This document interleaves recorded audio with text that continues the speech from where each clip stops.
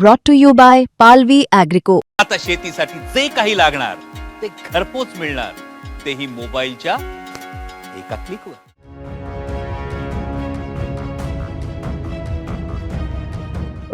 सहकाऱ्यांना under estimate करायचं, त्यांना अपमानास्पद वागणूक द्यायची ही काही पद्धत बरोबर नाही.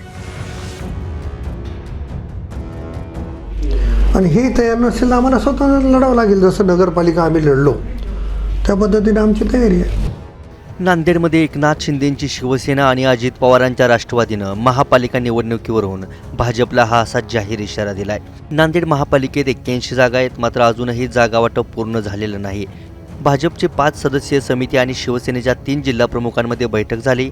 नांदेड उत्तर आणि नांदेड दक्षिणमध्ये शिवसेनेचे आमदार असताना 81 पैकी फक्त 6 जागा घ्या असा भाजपचा शिवसेनेला प्रस्ताव आहे. यावरून शिवसेनेच्या हेमंत पाटलांनी भाजपकडून अपमानास्पद वागणूक मिळत असल्याचा दावा करत अशोक चव्हाणांचं नाव घेत संताप व्यक्त केलाय.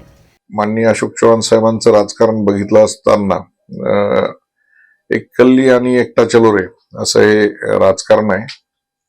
तेव्हा सहकाऱ्यांना अंडर एस्टिमेट करायचं, त्यांना अपमानास्पद वागणूक द्यायची ही काही पद्धत बरोबर नाही. तर सन्मानपूर्वक त्यांनी किमान 40 तरी जागा दिल्या पाहिजे, तेव्हा ही युती होऊ शकते. गेल्या 3 दिवसापासून शिवसेना भाजप युतीच्या बैठका होत आहेत आणि त्याच्यामध्ये आमचे शिवसेनेचे दोन्ही आमदार, 3 जिल्हा प्रमुख आणि भाजपचे प्रमुख नेते यांच्यावर या बैठका झालेल्या आहेत. परंतु काल रात्री शिवसेना जिल्हा प्रमुख विनय गिरडे यांनी मला असं सांगितलं की अत्यंत अपमानास्पद अशी वागणूक तिथे देण्यात येत आहे.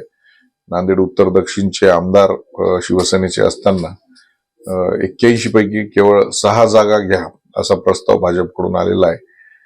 तर हे अपमानास्पद असं हे वागणूक आहे. दुसरीकडे युतीसाठी प्रस्ताव दिलाय म्हणत अजित पवारांच्या राष्ट्रवादीने ही भूमिका मांडली आहे. प्रतिसाद मिळाला नाही तर स्वबळावर लढू असा इशाराच आमदार प्रताप पाटील चिखलीकरांनी दिलाय. राष्ट्रवादी काँग्रेस पक्षाची तयारी पूर्णपणानं आहे, पण महायुतीचा धर्म म्हणून राष्ट्रवादीच्या अध्यक्षांनी भाजप आणि शिवसेनेकडे प्रस्ताव दिलेला आहे.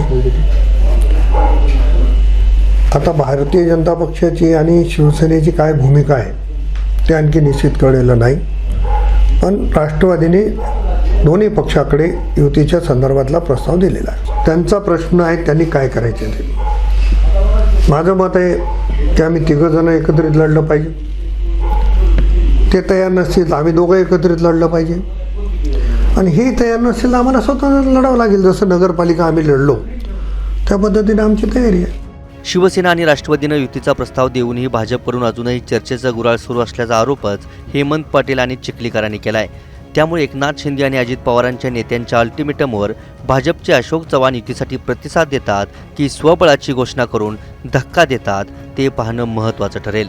नांदेडहून कुंवरचंद मंडलेसह ब्युरो रिपोर्ट, मुंबई तक.